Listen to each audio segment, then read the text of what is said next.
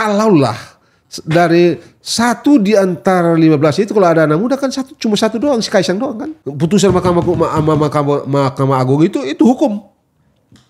Nilainya, nilai hukumnya, nilai konstitusionalnya berdasarkan sistem itu hukum. Jadi Anda mau apa? Anda mau tidak suka, mau apa? Mau bakar. Seseorang lah begitu, datang 10 juta, tenang tuh. 100 juta, tenang tuh, masih belum goyang tuh. 1 miliar yang masuk, goyang tuh orang berkhianat. Kalau keterpilihan Pak Prabowo Gibran di pemilu ini di kacamata Prof itu seperti apa sih? Assalamualaikum warahmatullahi wabarakatuh. Berjumpa lagi dengan saya Kartika Waode di podcast Rumah Pemuda. Salam pemuda, speed, smart, solid.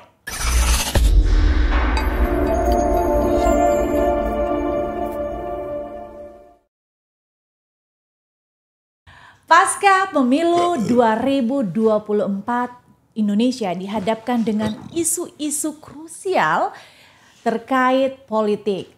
Kira-kira apa saja yang perlu kita bahas? Karena di studio Rumah Pemuda sudah bersama Profesor Doktor Margarito Kamis. Saya belum profesor, saya doktor. Profesor, baru doktor? Doktor, belum profesor.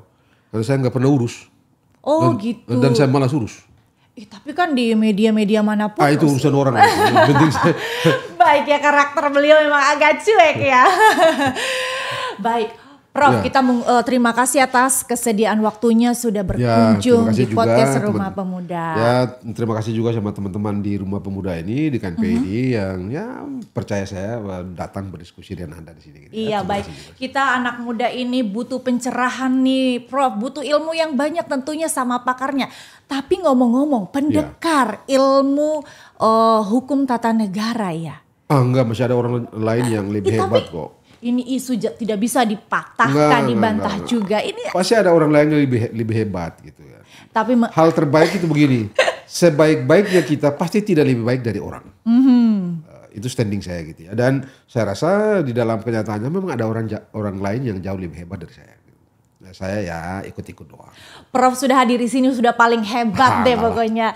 Prof, kita berbicara hukum tata negara nih. Dari masa ke masa kita ini kaum muda ini pengen tahu sebenarnya hukum tata negara itu seperti apa sih kacamata Prof? Mimpi-mimpi politik aja tuh yang dikasih bentuk hukum itu.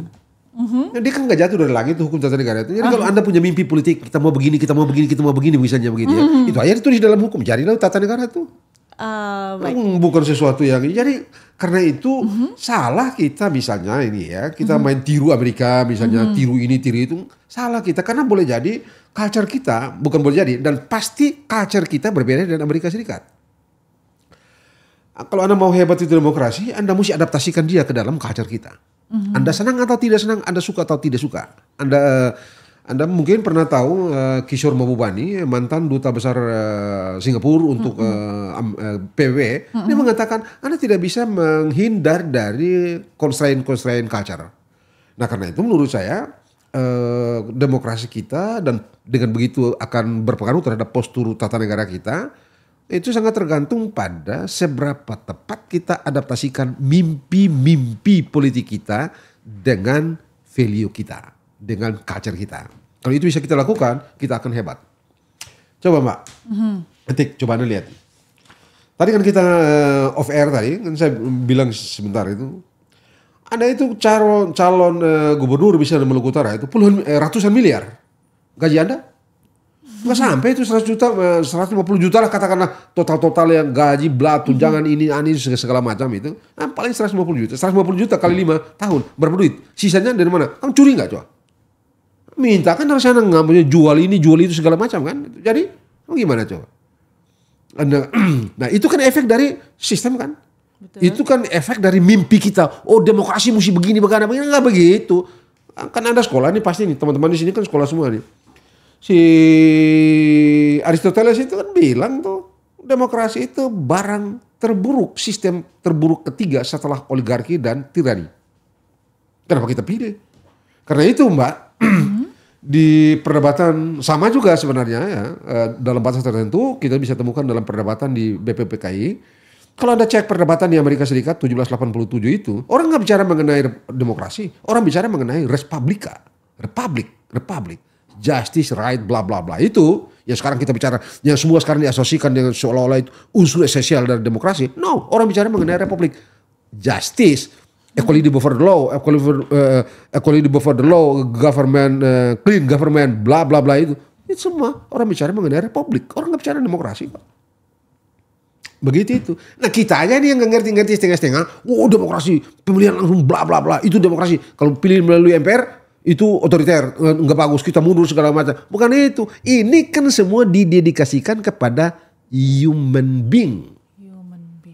Kemanusiaan. Mau kita pilih sini, kita mau bicara mengenai human being. Kita bicara mengenai kemanusiaan. Jadi apapun yang penting ini sampai. Bukan ini begitu dan begini. Gitu. Nah karena itu tadi di awal saya bilang kita mesti memiliki kemampuan mengadaptasikan mimpi-mimpi politik kita itu ke dalam value kita. Tanpa itu kita ditindas oleh demokrasi, kita ditindas oleh rule of law. Kurang lebih begitu, Mbak Ting. Terima kasih Prof. Kalau tapi Prof, pemuda Indonesia yang lagi nonton nantinya juga kan pasti pengen tahu profiling Abang ini seperti apa nih, dari mana lulusannya dan ya. Saya itu orang kampung. S1 saya Ternate. Tahun 90 selesai. 91 saya ambil magister di Makassar. Hasanuddin. Selesai 93. Habis itu pulang lagi ke sana Ternate di Hairun, Universitas Hairun. Ya ngajar, ya kita ini kan dasarnya kepala batu, jadi ya ribut sana, ribut sini, ribut istilah sana. Kepala batu itu sama di daerah saya, keras ya, kepala. Kalau anak-anak demo, mahasiswa teman-teman mahasiswa itu mau demo, ya saya bicara dulu baru mereka demo gitu. Wow, gitu. Jadi ya itu kepala batu itu, karena kepala batu ini orang kalau tinggal terus di dalam kampus kan anak-anak bisa jadi berabe ini kan, suruh sekolah aja, sekolah lah ke sini Jakarta, jadilah dokter di sini, ketemulah. Ini nih di kampung Anda nih. Ini waktu saya ke Jakarta kan naik kapal tuh. Kita kan singgah dulu di pelabuhan apa di Kendari tuh? Bau-bau. Betul. Nah, bau-bau ini. Sambil bau-bau kapal itu sore mau pergi lagi kan, mau terus ke Jakarta nih. Penumpang udah pada naik. Tangga tinggal satu tuh. Saya masih ingat betul tuh. Hujan agak gerimis. Karena dasar masih kepala batu ya di bawah gerokong-gerokong kan masih ada tangga ini. Biar aja deh. Nggak lama saya lihat ada sosok orang datang gitu. Dari dalam mengenai kapal ini. Lihat. Loh, dekat. Loh, ini kok Yusril? Pak Yusril. Ya, waktu itu dia ke sana ke bau-bau itu, Buton itu mau bentuk bulan bintang sana. 99 awal tuh. 98 tuh. Ya, 98. Ujung tuh. 98-99. Bentuk bulan bintang tuh. Terus ada Bang Yusril, ada Kaban gitu. Kita kan kepala batu, Mbak. Ya biasa teman-teman. Bos itu ada pegang tas gitu. Saya maju aja. Assalamualaikum Prof. Kan waktu itu kawan itu top. Angkat aja tuh tanya. Kemana Prof? Bener kapal ini. Kemana? Mau ke Makassar. Mana saya bawa Prof? Tas. Bawa lah itu tas. Jadi itu asal mula perkenalan sama Prof. Itu di apa cerita indah tentang pelabuhan bau-bau. Boleh dibilang pelabuhan bau-bau mengubah jalan hidup saya. Sebentar Prof. Sampai sekarang dikatakan Prof itu sebagai pendekar HTN ya, ilmu hukum tata negara. Sebenarnya seperti apa sih perubahan hukum tata negara dari masa ke masa? Dari kacamata Prof sendiri akhirnya memilih keilmuannya di HTN ini. Ini bagus nih. Jadi nah itu ke kapal. Bawalah itu tas masuk ke kamarnya Pak Yusril. Masuk kamar terus Pak Yusril, saya ada tempat ngerokok di atas. Dulu bos itu ngerokok. Kita naiklah ke lambung tuh di atas. Di atas sama saya sama Kaban, sama Bang Kaban ya ngobrol. Pak Yusril nanya, Anda mau kemana? Ke Jakarta. Mau ngapain Jakarta? Sekolah. Sekolah apa? S3. Mau ambil apa? Ambil hukum ekonomi. Bagusnya kamu ambil tata negara mereka itu. Dia bla bla bla bla bla bla. Nanti akan penting ini tata negara ini. Gini. Udah. Nanti saya rekomendasi kamu. Udah. Sampai Jakarta karena dia sudah bilang gitu, ya bikinlah itu proposal itu di Pramuka tuh. Bermuka di pojok tuh. Dulu itu masih ada tuh. Oh, sekarang udah gak ada. Tapi kalau dulu, oh kencang tuh. Bikin di situ. Daftar di sini. Jadi udah. Jadilah dokter udah jalan. Nah, dan saya beruntung ya. Saya ketemu jagoan-jagoan tata negara di masa itu. Anda mungkin tidak pernah kenal atau tidak dengar itu Pak Profesor Ismail Suni. Itu guru saya, pembimbing saya itu. Anda mungkin juga teman-teman yang lain mungkin tahu ya. Adnan Buyung Nasution. Oh itu jagoan. Oh itu beliau itu sayang betul sama saya itu. Bang Buyung itu. Anda bayangkan. Lalu Pak Yusril. Ada lagi satu itu yang gila itu. Namanya Pak Profesor Harun Al-Rashid. Waduh itu berat betul itu. Itulah guru-guru saya.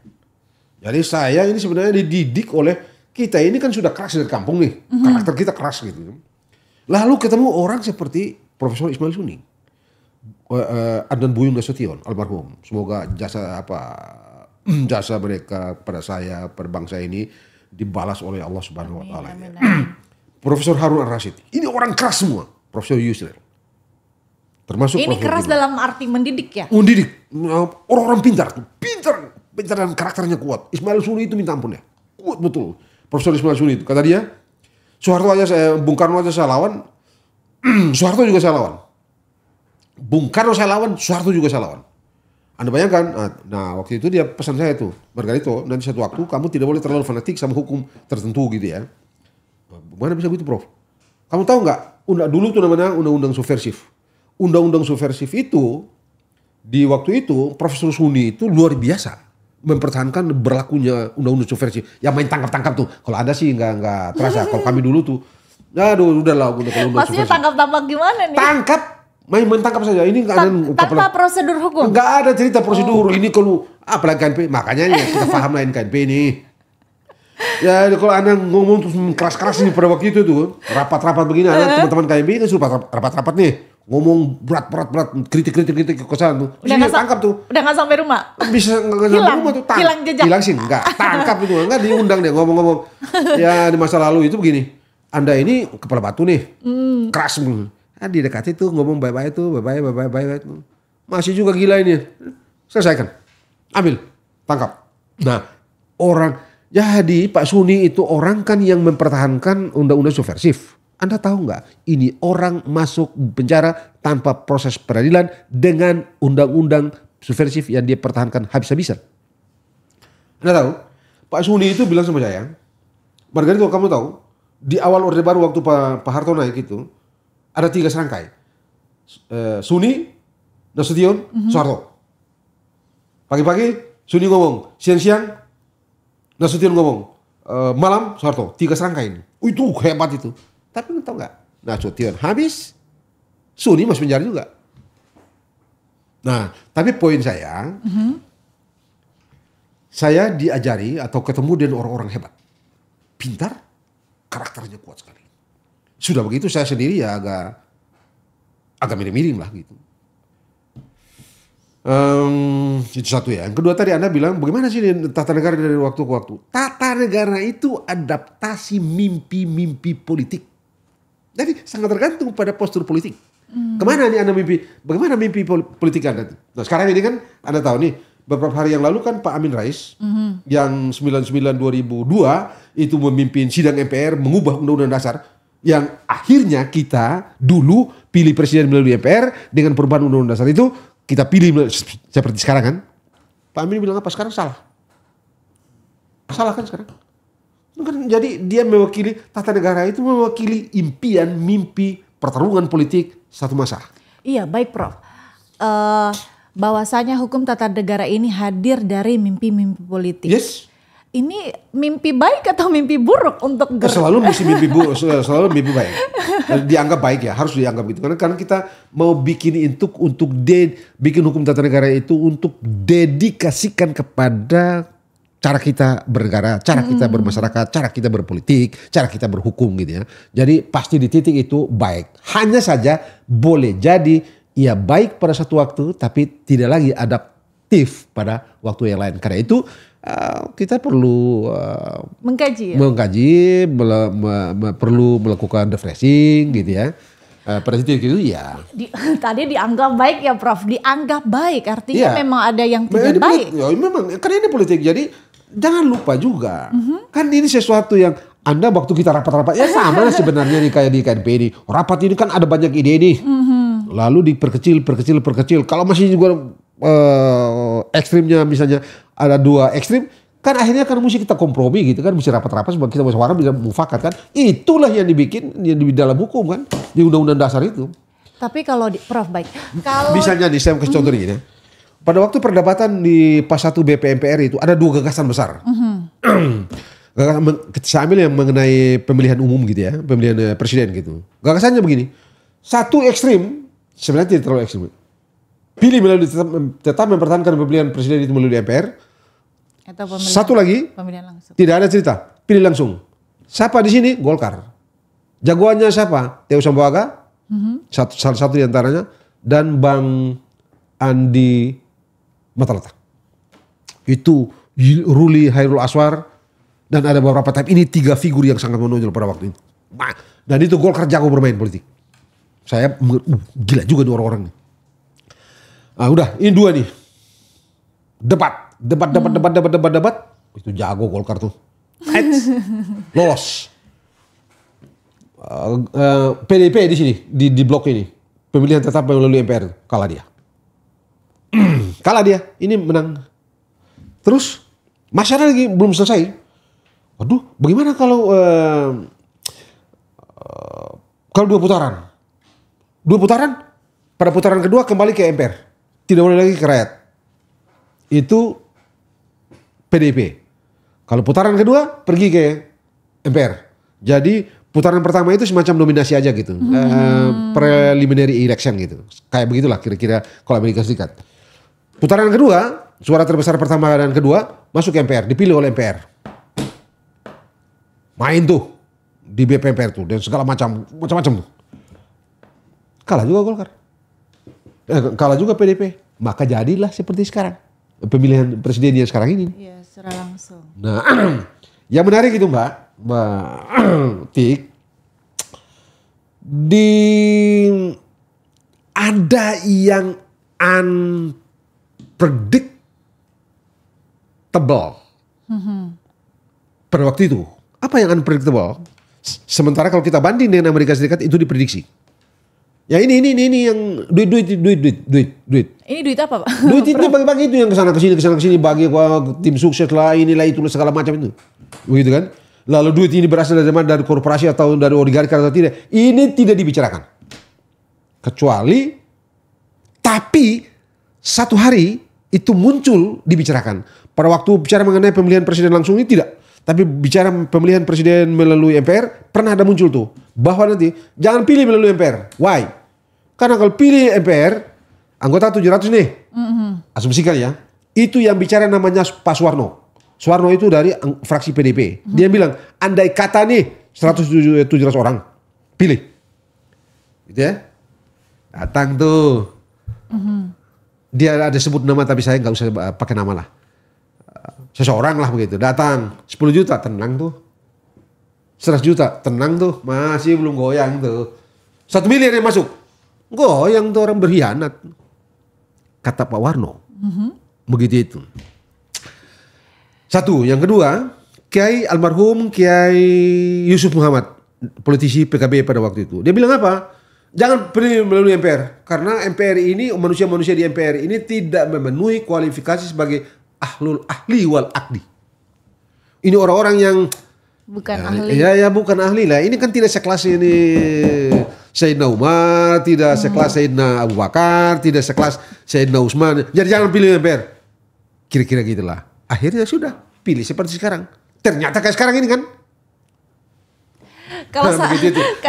Sehingga nah itu dia makanya kembali ke isu Anda ini. Ide politik di satu hari ia mungkin mewakili cita rasa resonansi politik masa itu. Dan di satu hari resonansi ini mungkin berubah. Pada titik itu kita tidak boleh fanatik boro-boro juga. Mari kita bicaralah. Karena itu dan saya beberapa kali itu di televisi beberapa stasiun saya bilang enggak. Kalau kita ribut aja begini terus udah pilih aja DPR presiden tuh. Jadi kalau kita berkelahi kan di sini aja doang nih. 700 orang kita berkelahi DPR. Jadi di bawah itu tidak ada kampret dan tidak ada apalagi satu itu dulu tuh.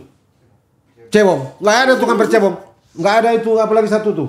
Yang Arab itu apa tuh? Kadrun sama non kadrun. Nggak ada tuh kadrun segala macam itu. Nah, karena apa? Kalau kita pilih itu kan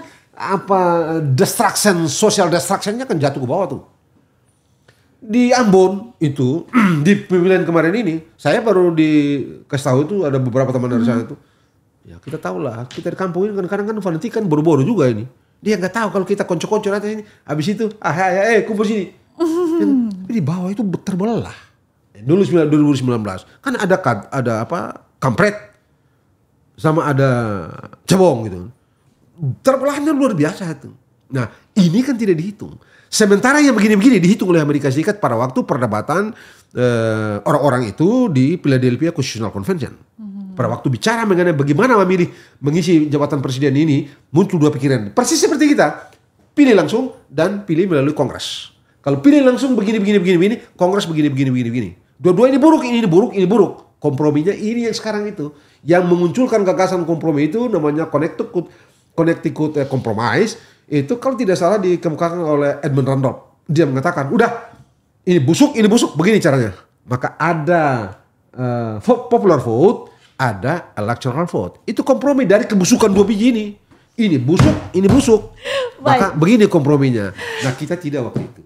Oke, baik Prof. Kalau dari kacamata hukum tata negara, kalau dikatakan dua-duanya busuk nih, pemilihan langsung sama pemilihan lewat Kongres tadi. Sebenarnya dampaknya ke masyarakat seperti apa? Kita harus minimal kita ini yang muda ini harus diedukasi gitu loh. Ya saya kira KNP bikin deh. Ini sekarang supaya KNP masuk dalam jadi apa game changer misalnya gitu ya. Kalau tidak betul-betul betul-betul jadi penentu di situ, tapi Anda masuk dalam permainan gitu. Situnya begini. Saya ini memang berkali-kali bilang, udah pilih melalui MPR. Tapi kemarin saya mikir-mikir begini nih. Kalau pilih melalui MPR, bagaimana dengan industri kaos? Kan kalau orang pilih efek ekonomi. Itu dia juga gitu kan. Kalau orang pilih di Pilpres itu kan, kalau Pilpres langsung ini kan mobilisasi orang tuh. Mesti banyak-banyak tuh ya, kos tulis ini Margarito, kalau ngomong Kartika gitu kan. Euforianya berasa langsung ya. Jadi ada banyak orang yang kerja juga. Satu, mobilisasi ini segala macam. Ada efek ekonomi ke bawah. Ukur deh berapa besar, berapa signifikan daya ungkit Pilpres itu di bidang ekonomi di orang-orang kecil ini. Coba hitung. Misalnya, kalau tidak ya udah jangan deh. Tapi secara garis besar ini efektif nggak sih, Prof? Nah, itu mesti. Nah, itu dia saya teman-teman bilang siapa? Anda punya ketua sini siapa? Bang Riano Panjaitan. Sudah dia mikir ini. Ini bagus nih. Kan teman-teman di MPR ini sekarang mulai jadi supaya kalian ini satu hari nanti gila nih. Riano KNP keramat apa nih namanya? Keramat ini jago-jago nih, otaknya bagus nih. Baru kalian dipanggil gitu. Iya, betul. Jangan dibiarkan ini supaya begini bos, begini teman-teman, kan begini. Jangan biarkan huruf-huruf hukum itu ditulis oleh orang tertentu. Anda harus ikut menulis. Bagaimana caranya? Main. Gitu. Ya, main dalam konotasi. Ya konotasi politik lah. Ya kesana kemari. Main datang dengan gagasan. Begitu. Baik. Ya, jangan suruh dia pusing bisnis doang. Bisnis habis dan politik juga. Bisnis itu politik dan politik itu bisnis. Jangan dipikir bilang politik itu terus mengabdi apa dedikasi. Nggak, politik itu bisnis. Politik is the big business. Jangan Anda pikir. Karena di dalam regulasi semuanya ada. Tidak ada orang bisnis yang tidak ada kaitannya dengan authority atau wewenang. Satu. Yang kedua, tidak ada bisnis dan tidak ada kaitan dengan hak. Di mana authority dan di mana hak? Hukum. Di sana. Jadi hadir. Tuh, datanglah ke situ dan nulis. Itulah yang dikerjakan oleh seluruh oligarki Amerika Serikat. Kendalikan para pembentuk undang-undang dan kendalikan para penegakan hukum itu. Adalah state. Kata Rothschild, saya tidak peduli dengan siapa yang jadi kepala negara, siapa yang jadi anggota DPR. Yang saya peduli adalah saya punya duit, saya lah state. Kata Rothschild. Jangan salah. Karena dengan duit, coba Anda cek tuh demokrasi Amerika Serikat itu. Senator-senator itu kan dibiayai juga pakai duit-duit itu. Ada PAC, ada super PAC segala macam. Dari mana tuh? Duit itu dari oligarki-oligarki. Setelah itu Tulis undang-undang. Jadi sekarang ini kan kita masih dalam Prof, kita masih dalam untuk menghadapi pilkada ya Prof. Kalau bicara tadi duit-duit, gimana tanggapan Prof tentang money politik? Udah, money politik is the takdir pemilu. Jangan mimpi Anda mau jadi politisi tanpa duit, dan duit. Ya ada duit. Sana maksud kita ini nih. Jadi gimana Prof kalau udah nggak bisa, Anda nggak bisa menghindar dari duit. Janji terbanyak, pokoknya ini duit. Dengan keilmuan yang ada. Nggak bisa Mbak, nggak bisa Tik. Kamu profesor dokter pintar nih. Tapi di sana di apa sana nih kampung kamu tuh. Begini ada transferasi kita mesti akselerasi begini. Dulu dengar begini. Loh kok nggak ada rokok, nggak ada ini, nggak ada. Lama-lama tiba-tiba tuh kawan itu satu bilang, Batik saya keluar sebentar ya ada ini. Nah di sana di luar dia masuk gitu ya tuh, kosong tuh keluar. 1 keluar, 2 keluar, 3. Lama-lama mula-mula jadi 20 orang, tinggal 3. Saya pernah tes Mbak. Kita di top Jakarta nih kan, TV bola balik segala macam. Coba dia jalan, sana. Hah? Lama-lama saya bilang, waduh cilaka, masa gue diginiin? Gue tobat deh, gak mau deh. Jadi udahlah, money is the substance of pemilu. Money is essence of pemilu. Pilkada. Jangan cerita lain. Jangan cerita ini, apa ada datang dari Shakespeare, apa cerita bla-bla, nggak ada bohong. Duit. Ya karena sekarang Prof jujur aja kalau kita berbicara politik, politik hukum kan kita dengan momentum pasca pilpres baru-baru ini dengan money politik, isu-isu black campaign bahwasanya sudahlah, nikmatilah. Nikmati. Jadi sekarang ini harus dititik beratkan bahwasanya pemuda saat ini hadir. Kita juga tidak bisa menerobos kalau dengan kata ini bagus ini. Apa nih? Aktivis entrepreneur. Betul. Iya. Ini betul. Ini betul. Anda ini mesti kaya. Bagaimana caranya terserah. Kerja keras, akal-akal bikin network. Bukan akal-akal, bikin networking. Kalau di Islam kan apa itu namanya? Silaturahim gitu kan. Iya, betul. Pokoknya kaya. Anda tidak kaya, Anda ditindas oleh politik. Politik itu pekerjaan orang kaya. Demokrasi itu bikinan para oligarki. Pemilu itu bikinan oligarki.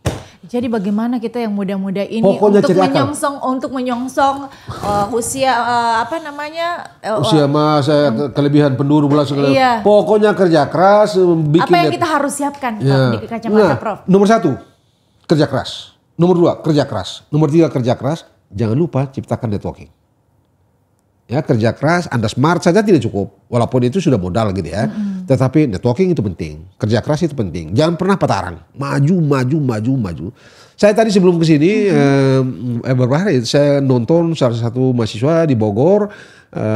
Anak pas-pas dia kuliah, tidak ada uang karena dia mengambil satu sikap. Lalu dia disingkirkan dari rumah. Tapi dia mesti kuliah terus. Anda tahu nggak? Subuh-subuh dia jualan roti. Apa tuh? Itu apa namanya tuh? Apa namanya itu? Itu roti apalah itu ya, ada di toko-toko tuh jualan. Dari pagi dia jualan dulu, baru dia kuliah. Kadang-kadang satu hari dia dapat 10.000. Tapi itu dengan itu dia selesai, dia ikut tes sekolah kerja di Turki, lalu setelah dia kerja di Turki, di sana dia sekolah lagi dan sekarang udah hebat. Jadi ada tekad, kerja keras. Terus menerus memelihara mimpi. Besok saya mesti begini, saya mesti begini. Dan ya tentu saja ya ada networking gitu ya, kerja ke sana. Jadi memang anak muda Indonesia yang nonton podcast kita hari ini jangan cepat putus asa. Maju. Anda jangan jadi kayak potensi diri. Gali potensi diri. Jangan jadi kayak udang. Begitu ketemu tantangan, mundur deh. Semuanya di bawah batu. Udah kan begitu tuh. Kalau nggak ada orang tuh, dia rame tuh dia kan. Kebetulan kan dulu di kampung itu rumah kan di pinggir kali itu. Jadi kalau sekarang udah kosong. Jangan jadi kayak udang. Maju ada tantangan keluar, banyak tantangan rapi keluar. Bagaimana keluar gitu. Dan ya tentu saja jagalah akhlak begitu ya di atas semua. Kira-kira begini nih. Anda dorong seluruh energi yang bisa ke depan. Sampai di titik yang paling mungkin. Begitu sudah sampai titik paling mungkin, supaya yang paling mungkin, biarkan takdir membawa Anda. Terserah kemana. Tapi jangan juga Anda tenang-tenang bilang takdir, omong kosong tuh. Maju, kerja betul-betul, ciptakan networking. Semangatnya membara, jangan pernah takut risiko, harus berani ambil risiko. Risiko itu pasti tidak selalu menguntungkan. Ambil, lakukan itu, lalu ya selebihnya ciptakan networking. Anda kan pemuda ini kan banyak, apalagi KNP ini kan mestinya Anda lebih hebat dong ya orang lain.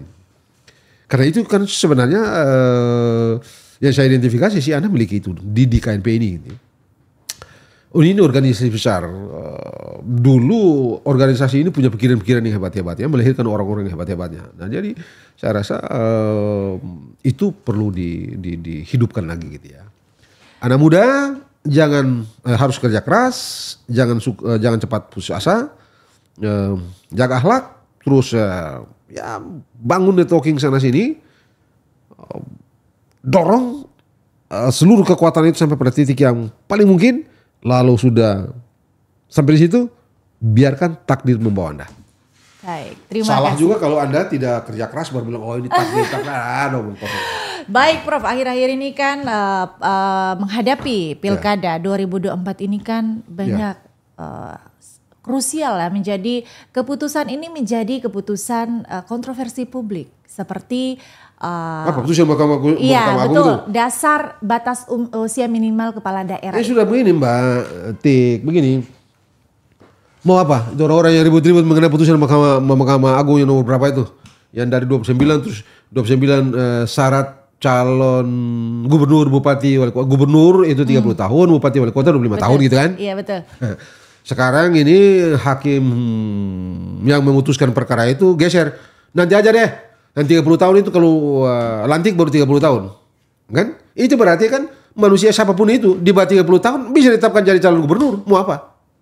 Anda bilang itu kan bertentangan undang. Ya kata undang-undang itu sudah dinyatakan inkonstitusional, bertentangan dengan hukum oleh Mahkamah Agung. Sistem bilang yang terakhir berlaku. Mau apa? Putusan Mahkamah Agung itu hukum. Nilai hukumnya, nilai konstitusionalnya berdasarkan sistem itu hukum. Jadi Anda mau apa? Anda mau tidak suka, mau apa? Mau bakar. Mati kalian.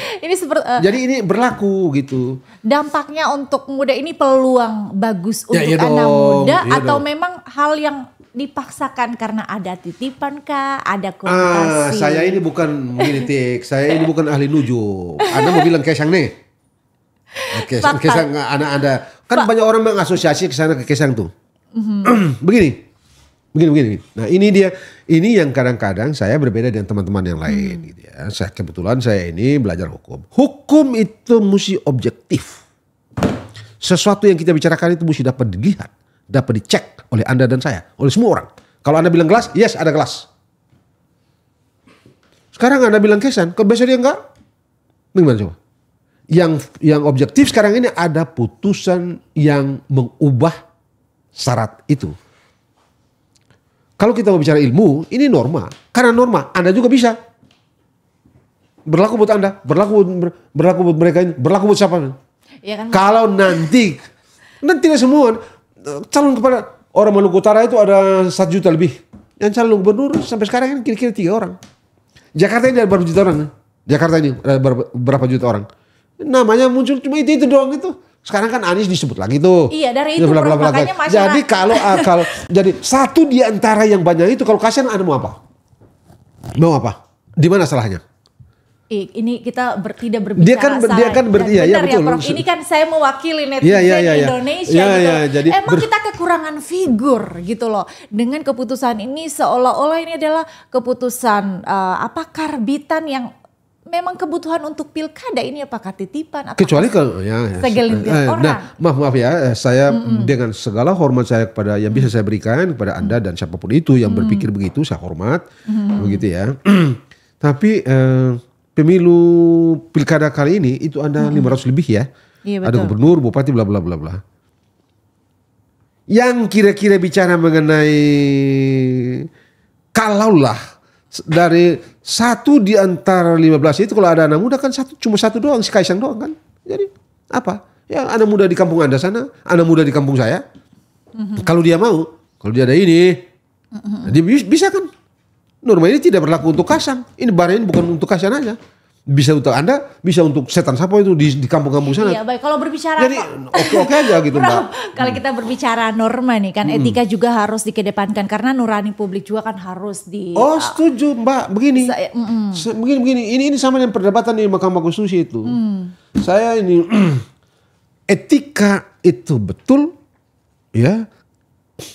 Tadi saya bilang dari mimpi-mimpi etis itu baru Anda bikin hukum. Karena itu kalau Anda nilai etika dengan hukum, nggak ketemu. Anda nilai hukum pakai etika, berantakan. Jadi Anda hanya perlu pakai hukum dengan hukum. Anda menilai hukum harus dengan hukum. Anda menilai etika harus dengan etika. Kalau Anda nilai hukum dengan etika, bubar. Nggak ketemu. Tapi kalau Anda nilai etika dan hukum, bubar. Betul. Kalau dari keputusan Prof sendiri dari ilmu ketatanegaraan nih Prof. Ini keputusan ini urgensinya apa gitu loh? Atau apa memang ada dari masyarakat yang mengajukan tentang batas usia ini? Atau regulasi yang sebenarnya itu seperti apa Prof? Regulasinya itu memang di Undang-Undang Nomor 10 2016 itu untuk pasal 7 kalau tidak salah itu untuk dapat menjadi calon gubernur syaratnya A, B, C, D, E. Salah satu diantaranya berusia 30 tahun. Ayat ini, huruf ini yang diubah menjadi nanti kalau lantik baru 30 tahun. Begitu. Itu berarti hukumnya adalah waktu Anda mendaftar, Anda tidak perlu 30 tahun. Waktu ditetapkan menjadi calon gubernur, Anda tidak harus jadi 30 tahun. 29 tahun kurang 10 hari, oke. Jadi itu. Nanti dilantiknya pas 30 ya. Dilantiknya itu biar 31 ke 32 ke 33 nggak ada urusan. Anda sudah ditetapkan. Tapi waktu calon Anda tidak mesti 30 tahun. Itu berdasarkan putusan Mahkamah Konstitusi. Anda senang ini atau Anda tidak senang? Ya begitu hukumnya, begitu sistem kita. Negara akan hanya tertib di batas tertentu kalau kita mau bekerja dalam sistem. Baik. Kalau Anda tidak bekerja dalam sistem, Anda menciptakan kekacauan. Karena, tapi kan kalau berbicara pro dan kontra itu kan. Oh itu satu soal Mbak. Hukum itu tidak dibutuhkan kalau orang sudah tertib. Hukum itu ada untuk membuat tertib. Jadi kalau dia begitu, Anda mau apa? Sistem kita ini tidak menyediakan cara untuk mengoreksi hal-hal yang kayak begitu. Baik.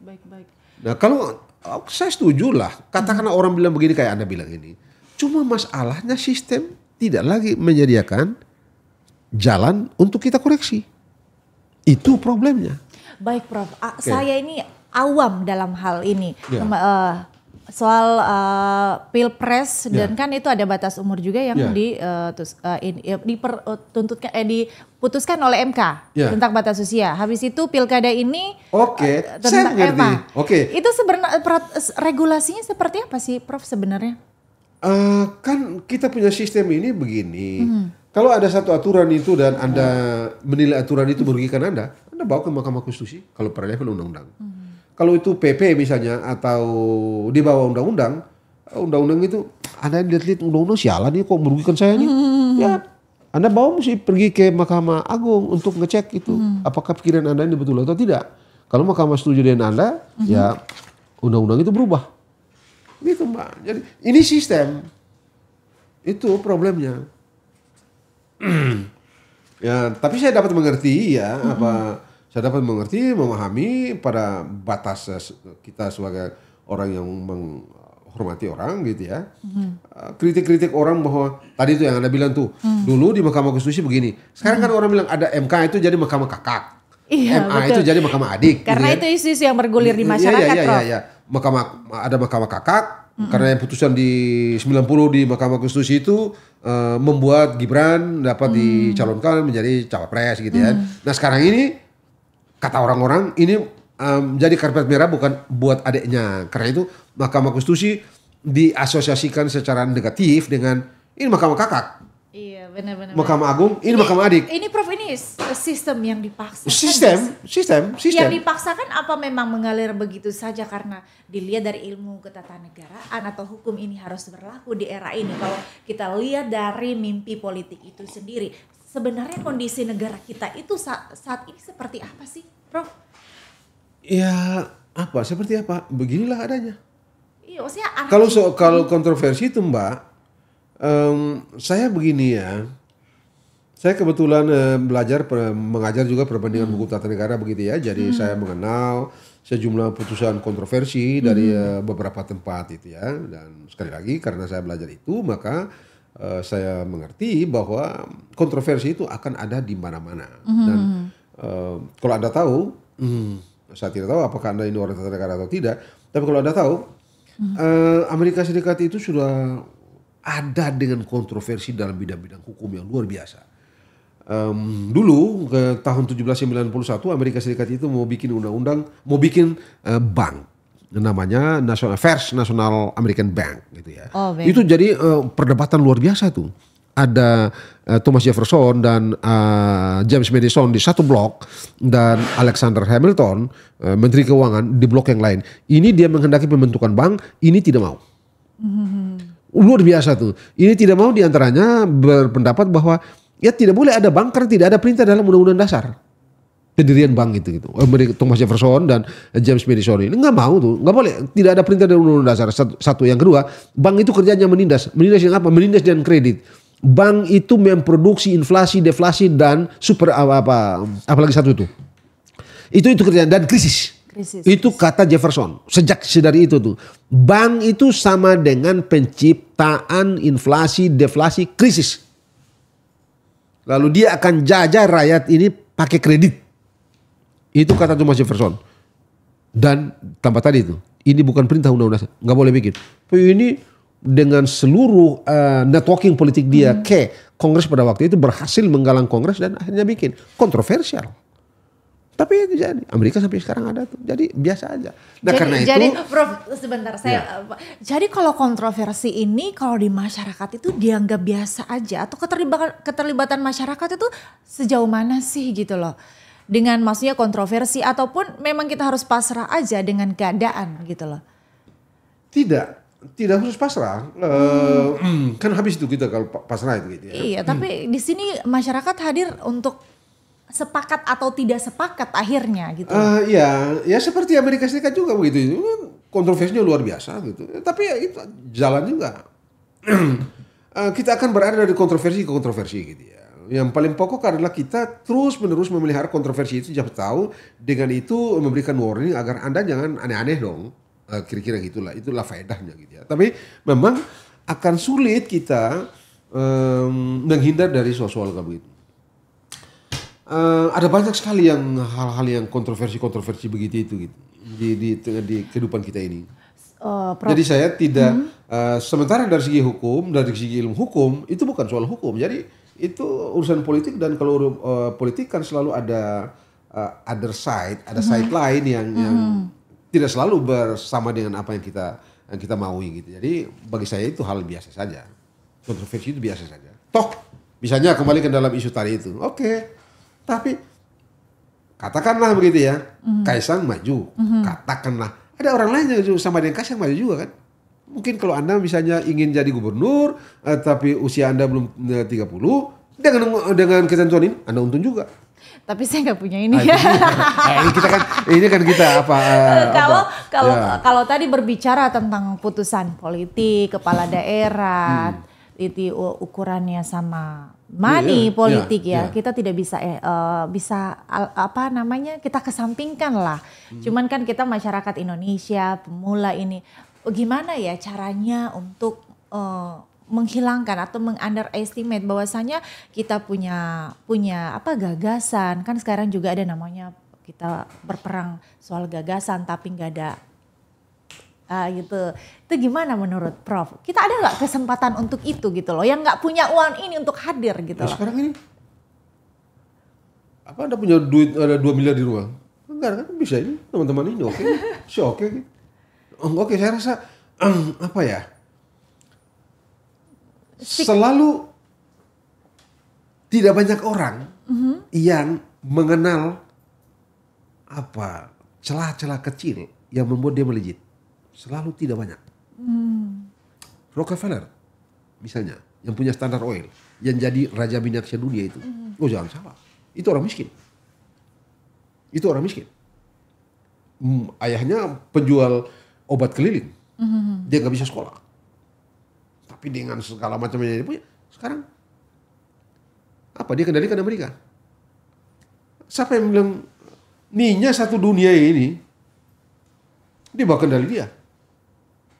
Kalau tidak seluruhnya, sebagian dia, Anda tidak bisa melepaskan peran dia. Dia sudah meninggal, iya. Tetapi dia punya gurita bisnisnya. Anda tidak bisa bicara mengenai minyak dunia ini, apapun yang berkaitan dengan dunia, tanpa memperhitungkan Standard Oil and the gang-nya. Nah ini orang miskin. Jadi selalu yang dapat melihat cahaya di lubang-lubang kecil itu orang sedikit orang. Tidak banyak orang yang menemukan cahaya di ruang gelap itu. Jadi anak-anak muda kita ya itulah kira-kira yang mesti dilakukan. Tadi yang saya bilang, jangan pesimis, jangan rendah diri, Anda mesti pergi, saya bisa kok. Jadi Prof, kalau maksudnya hukum di Indonesia saat ini bertabrakan nggak dengan hukum ketatanegaraan? Oh enggak, tidak. Karena tadi sekali lagi tata negara itu hukum tata negara itu ya adaptasi pelembagaan dari gagasan-gagasan, impian-impian, kesepakatan-kesepakatan politik, baru kita tulis menjadi hukum tata negara. Begitu kita bikin sistem, apa yang tadi kita bicarakan terakhir ini, misalnya putusan mahkamah undang-undangnya bilang begini, tapi kok putusan bilang begini, lalu mana ini yang kontroversial? Sah. Mengapa? Karena tata negara kita bilang begitu. Mahkamah Agung itu diberikan kewenangan untuk meninjau kembali, memeriksa kembali derajat kesesuaian antara norma di bawahnya dengan norma yang paling tinggi. Kalau dia mengatakan norma ini salah, ya sudah. Norma ini salah, Anda tidak bisa bikin apa-apa karena sistem itu tidak menyediakan bahwa tafsiran Anda itu yang salah itu bisa dikoreksi. Jadi sama dengan Mahkamah Konstitusi. Makanya misalnya pada waktu putusan Mahkamah Konstitusi itu kan saya mulai bilang tuh, Anda mau apa? Putusannya sekontroversi itu betul, tapi Anda mau apa? Sama dengan ini juga. Saya juga bilang, Anda mau apa? Putusan ini sebut saja yang Anda bilang ini rusak, ini untuk adik, ini yang sana untuk kakak, ini untuk adik. Terus Anda mau apa? Karena sistem tidak memberikan ruang, jalan, cara untuk mengoreksi. Kenapa? Prof, sebenarnya keputusan itu dilihatnya dari mana sih kalau untuk berdasarkan untuk meloloskan, untuk batas usia. Cuman ini kan kita balik lagi tentang perputaran atau roda ekonomi di suatu negara itu sendiri gitu loh. Ini bisa dijadikan patokan nggak hukum tata negara itu hadir? Karena kalau bicara politiknya ya sudah oke, sudah sah kalau sudah sah sudah inkrah ya sudah selesai. Bagaimana dengan masyarakat luas yang masih di bawah kemiskinan, akses pendidikan yang susah. Itu gimana hadirnya hukum tata negara di sana? Begini, sekali lagi kalau Anda mau andalkan hukum, Anda hanya perlu pertama-tama ya, pemimpin kita mesti tahu masalah, memiliki kemauan untuk itu, baru dia bikin aturan. Karena tadi saya bilang aturan itu konkretisasi dari mimpi kehendak para pembuat. Nah dalam sistem kita, presiden mau apa? Kalau presiden mau misalnya kemarin itu kan sempat ribut soal UKT. Betul. Uang kuliah tunggal gitu kan. Kalau udah ribut, presiden bisa bilang tuh, menteri, cabut sekarang juga, beres. Bikin tapera. Bikin tapera, cabut sekarang juga, beres tuh. Tinggal bikin kepres cabut, bikin kepres kalau tapera berlaku. Ditunda ya kalau tapera. Enggak tahu deh. Tapi dari segi tata negara, point of view-nya atau crucial point-nya itu presiden. Kalau presiden mau, apa sih nggak bisa bikin? Ya kan kalau kita masyarakat luas ini beranggapannya. Ini presiden. Karena itu orang saya nggak tahu ya apa. Saya rasa memang orang di lingkar utama presiden itu orang yang mengerti betul tata negara, mengerti betul tabiat hukum, dan dia mesti punya careness yang kuat kepada tadi Anda bilang ada orang-orang kecil yang makan susah, sekolah juga susah, makan pagi bikin sore, makan sore bikin pagi, bikin malam, makan malam bikin pagi. Di sekolah itu berbicara pendidikan sedangkan perut aja kosong. Nah itu dia, itu kan makanya kan karena itu kan akhirnya kan misalnya yang saya tahu gitu ya, Pak Prabowo itu salah satu mimpi dia adalah diilhami oleh kenyataan itu kan. Ada orang sekolah yang datang tidak makan, makan yang nggak betul sehingga di sekolah jadi kurang bagus, dan itu kan yang mendorong dia atau membawa dia dan atau menjadi dasar dia membuat kebijakan akan ada makan siang bergizi atau gratis itu gitu kan. Nah bagi saya kan itu masuk akal gitu. Nah dan lain-lain saya tidak tahu apa yang akan dia bikin, tapi yang paling pokok adalah seorang pemimpin itu dia mengerti masalah bangsanya, satu, yang kedua di mana dia berada, mindnya and heart, dia mau taruh di mana. Dengan begitu saya ingin mengajak kira-kira begini, bisa nggak orang merekam misalnya Sayyidina Umar bin Khattab yang malam-malam itu kemana-mana lihat orang gitu ya. Dulu ada Harun Ar-Rasyid, kemudian ada Umar bin Abdul Aziz gitu ya, yang di masa Umar bin Abdul Aziz itu Baitul Mal itu mau dibagi juga, ngapain lagi, orang udah hidup semua begitu ya. Nah yang begini ini nih yang penting dari seorang pemimpin. Kalau keterpilihan Pak Prabowo Gibran di pemilu ini di kacamata Prof itu seperti apa sih? Ini berkelanjutan kah atau memang sudah ada isu-isu apa gitu? Oh belum. Tapi begini, setiap orang itu memiliki mimpi, gitu ya. Dan itu normal aja. Pembangunan itu Anda mau utak-atiknya pasti merupakan ada kontinuitas begitu ya. Tetapi dalam kontinuitas itu pasti ada sesuatu yang difference. Karena hanya dengan itu orang tahu ini Kartika, ini Prabowo, ini Jokowi, ini SBY, ini siapa. Jadi itu normal saja. Jadi Anda jangan bilang tidak boleh juga bilang Prabowo harus lanjutkan semua. Nggak, dari mana ceritanya itu? Dari segi tata negara juga salah. Nah, begitu. Dan kalau misalnya Pak Prabowo itu dia ingin bikin sesuatu yang berbeda 100 derajat dengan apa yang dibikin oleh Prabowo, sah secara konstitusional. Dan saya mendorong dia untuk melakukan sesuatu yang dengan itu membuat orang yes, ini dia Prabowo misalnya. Gimana dengan pembangunan IKN, Prof? Kalau misalnya misalnya kalau tidak ada duit mau gimana coba? Kalau duitnya nggak ada, mau bangun apa? Anda mau bikin utang lagi? Utang banyak-banyak. Utang itu kan penjajahan sebenarnya tuh. Itu kan permainan elit keuangan global tuh. Supaya kita ngutang dijajah kita dengan utang gitu kan. Cina itu kan pernah dijajah oleh Amerika Serikat, dipermainkan oleh Amerika Serikat pada tahun 1912 dan duit. Nah ini permainan rezim keuangan global kok. Memang kita mesti pintar. Dan kalau kita memang nggak punya duit banyak, mau ngapain dipaksain?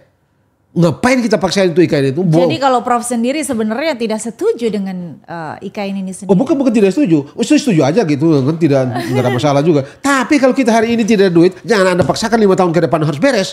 Lalu kita utang, lalu orang-orang miskin di bawah itu terkapar semua. Enggak benar juga. Karena Anda pembangunan itu, negara itu dibikin, pemerintahan itu dibikin untuk memastikan orang-orang miskin itu atau manusia itu dimanusiakan, bukan bikin jalan dan segala macam. Jalan ujungnya adalah memanusiakan manusia dan lain-lain. Semuanya untuk membuat derajat orang itu menjadi berubah. Dia menjadi manusia yang utuh. Itu hakikat dari orang bikin republik, orang bikin negara, bukan yang lain. Iya, betul. Begitu itu. Jadi sudahlah. Kalau misalnya besok ini duit kita kurang, kita hitung duit kurang ini, jangan bikin. Atau bikin ya kalau tadi ini misalnya Pak Presiden Jokowi itu berlari dengan kecepatan 100, besok karena duitnya kurang bikin aja dengan kecepatan 50. Enggak apa-apa. Dari segi tata negara sah. Iya, karena kan gimana pun masyarakat ini berharap setiap kebijakan ataupun keputusan apapun itu berdampak langsung ke masyarakat. Oh iya, gimana pun kan kita menaruh harapan yang besar dari obrolan tadi dengan money politik, punya uang harus politik. Jadi kayak betul. ini gimana ya, titik temunya di mana ya? Sedangkan masyarakat ini sendiri belum merasakan dampaknya secara langsung dengan keputusan-keputusan yang telah diterbitkan gitu, Prof. Tapi kita mesti jujur juga gitu ya. Ini sekarang kan listrik ini kan juga bayar apa? Kira-kira begini deh, supaya gampang deh. Tertibkan aparatnya. Pekerjaan pertama dari seorang presiden itu adalah bereskan aparatnya. Bikin aparat itu tertib. 2 tertib, 3 tertib. Jangan jadikan birokrasi itu alat dapat untung. Jangan jadi tengkulak. Itu yang pertama-tama dan utama mesti dipastikan oleh presiden siapapun dia, terutama sekarang 20 Oktober kan nanti Pak Prabowo. Pastikan bahwa pembantu-pembantunya tidak menjadi tengkulak. Pembantu-pembantunya tidak menjadi rent-seeking. Itu yang paling pokok. Sebab kalau itu sudah celaka kita. Ada bikin kebijakan untuk nanti menteri punya kelompok dengan menteri-menteri nanti mengorientasikan kebijakan-kebijakan pada kelompok tertentu, atau kalau tidak pada kelompok tertentu ya yang punya untung tertentu. Berapa itu? Nanti beras jadi mahal, jadi bawang putih jadi mahal, bawang merah jadi mahal, segala macam. Jangan-jangan mahal-mahal ini karena rantainya terlalu banyak. Rantainya kalau banyak itu pasti ada rente-rente di situ itu kan. Anda lihat itu misalnya ada satu kasus, saya tidak perlu sebut kasus itu, tapi sedang berlangsung di pengadilan, sedang disidangkan di pengadilan itu kan kelihatan tuh. Beberapa waktu lalu kan ada satu kasus juga tuh, kelihatan juga orang bermain-main dengan jabatan itu dibikin jadi rente semua, jadi instrumen kuda Troya untuk dapat untung semua. Jadi ya saya kira apa yang dibilang oleh Pak Luhut dan Pak Prabowo mesti pastikan bahwa yang masuk nanti bukan toksit. Nah itu benar tuh. Iya benar. Karena itu sebenarnya yang jadi masalah bangsa ini. Masalah bangsa itu bukan masalah di rakyat. Masalah bangsa itu adalah masalah penyelenggara pemerintahnya. Penyelenggara negaranya itu. Itu masalah utama di setiap negara. Bukan rakyat. Omong kosong bilang ini rakyat begitu. Nggak ada masalah. Yang masalah utama dan terutama dalam setiap negara adalah aparatur penyelenggara negara. Bukan yang lain, apapun yang lain itu. Baik, Prof. Jadi kalau Pak Prabowo bisa bereskan aparatur, kita bisa berlari dengan kecepatan cepat. Bisa berlari dengan kecepatan 150 dari hari pertama. 100 hari pertama di pemerintahan Prabowo itu bisa dia lari dengan kecepatan 150 km per jam kalau dia berhasil menempatkan orang-orang yang bukan toksik yang dibilang oleh Pak Luhut itu. Nah itu masuk akal tuh. Kalau dia yang toksik maksudnya celaka 12. Udah habis lagi. Baik Prof, ini perbincangan yang sangat luar biasa banget. Dari awal udah ngegasnya Prof ya. Bicara politik hukum. Kan anak muda nanti kan kita kasih ke anak muda kan. Tata negara. Tentunya juga Tika juga berharap nih bagaimana nih menurut Prof. Kita tahu sendiri bahwasanya hukum adalah panglima tertinggi di negara kita. Bukan politik kekuasaan yang sebagai panglimanya.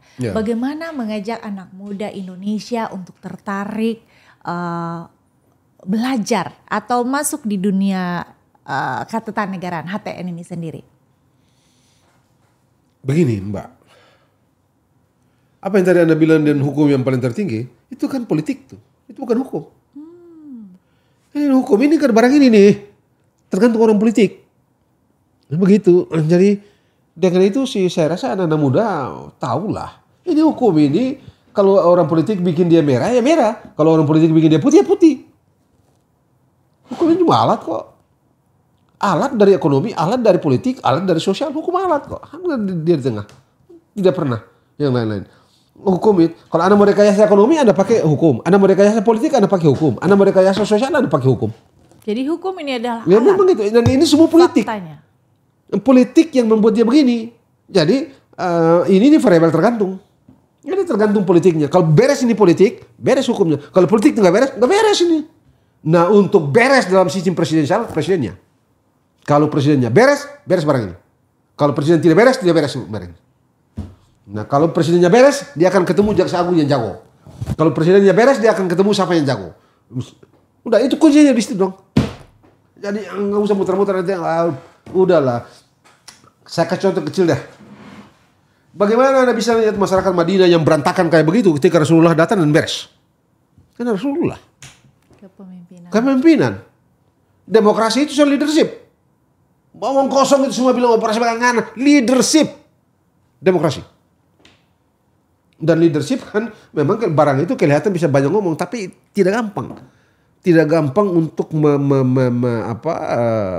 exercise-nya. Tapi itulah yang disyaratkan oleh demokrasi. Dan itu memang bikin ngomong bukan anak kecil. Memang begitu, itulah yang kita perlukan. Dan leadership itulah yang Lycurgus itu mempraktekkan di Romawi kuno lebih dari 3 abad. Apa yang sekarang orang kenal dengan checks and balance, tiga cabang kekuasaan eksekutif, legislatif dan yudikatif, itu bikin yang semuanya saling terkait itu, gitu ya. Yang dibilang checks and balances itu, sistem itu bikinannya Lycurgus. Inilah dicontohkan ditiru oleh James Madison dan diciptakan di Amerika Serikat itu. Lalu kita bilang checks and balance, checks and balances. Itu bikinannya orang yang namanya Lycurgus, dan kepemimpinannya dengan leadershipnya dia mampu menciptakan Romawi Republik yang hebat. Jadi leadership. Tidak yang lain. Terlihat Pak Prabowo memiliki itu. Semoga ya, kita berharap karena... Dan saya rasa tugasnya Pak Prabowo, dia mesti pastikan bahwa dia punya kekuatan itu. Dan sebegini jauh sih, dari lihat dia pidato di Qatar, dia pidato di Shangri-La Singapura kemarin gitu ya. Baca bukunya dia juga, saya lihat dia mengerti masalah bangsa ini. Dan dia terlihat mengetahui cara mengatasinya. Anda bayangkan? Formula yang pas lah untuk bangsa Indonesia ini. Ya. Tapi kita lihat lah. Ya. Semoga ya. Kita lihat. Harapan pasti ada. Ya, Oke, baik Prof, terima kasih banyak atas waktunya, bincang-bincangnya kita kali ini. Kita diberi pencerahan ini anak muda Indonesia, bagaimana kita melihat problem bangsa ini saat ini. Cuman ternyata kita tidak boleh apatis juga, kita harus tahu ya. Tetap bekerja keras, cari celah-celah, gali potensi diri untuk kedepannya. Itu akan karena berdampak ekonomi yang baik Indonesia ke depan. Mungkin satu closing statement dari Prof. Jangan pernah menyerah. Terus bekerja, pupuk optimisme, dan selebihnya serahkan pada Tuhan. Serahkan pada Allah. Satu sekali lagi, jangan pernah kecil hati, percaya diri, kerja keras, memiliki mimpi, lalu selebihnya biarkan takdir membawa Anda. Tuhan tidak akan memberikan, Allah tidak akan memberikan Anda kalau Anda sudah bekerja habis-habisan, insya Allah Anda akan usaha tidak pernah mengkhianati hasil. Yes. Gitu kira-kira ya. Oke, baik, terima kasih banyak. Akhirnya saya Kartika Wade pamit undur diri. Salam pemuda, speed, smart, solid.